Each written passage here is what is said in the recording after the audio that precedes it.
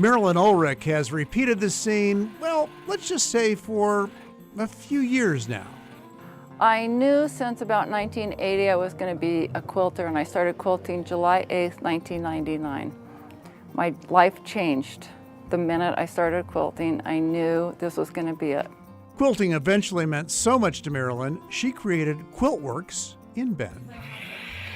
Quilting is when you cut up a bunch of fabric, sew it back together in a different way, and that's your quilt top, and that's one layer. Then you have a quilt backing, and that's a second layer, and then you put batting in the middle, and you sandwich the three by quilting it with thread, and that's a quilt.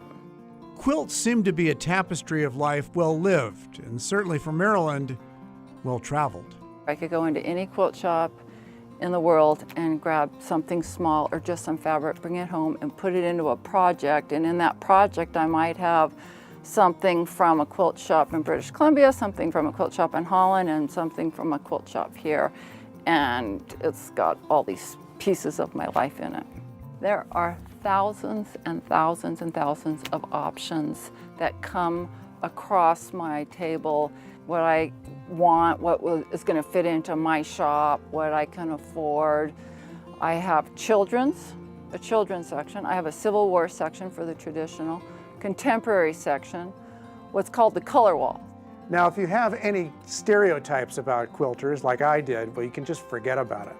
Upstairs here, there's a gallery of more than 60 quilts, all different types of materials, all shapes and sizes, and made by all different types of quilters, from the age of 9 to 85, and they include women, of course, and, surprisingly, some men.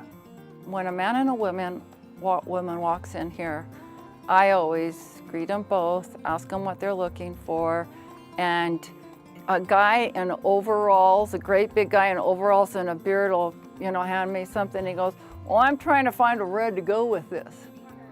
Maryland hosts any number of quilting groups in the area, including the Central Oregon Modern Quilt Guild.